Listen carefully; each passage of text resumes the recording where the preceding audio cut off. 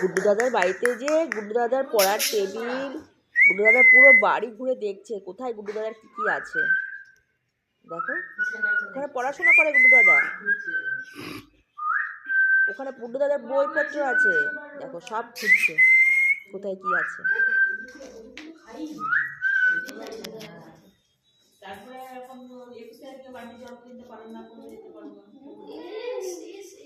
বসো মা, এবার বসো, একটু বসে নাও, জল খাবে, একটু বসো।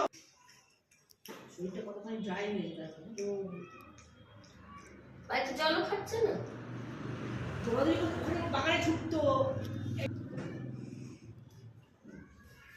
এত মায়া জিনিসেরা, তো এরা বোঝে না মানে যে নিজের বাড়ি কোনটা, গাড়ি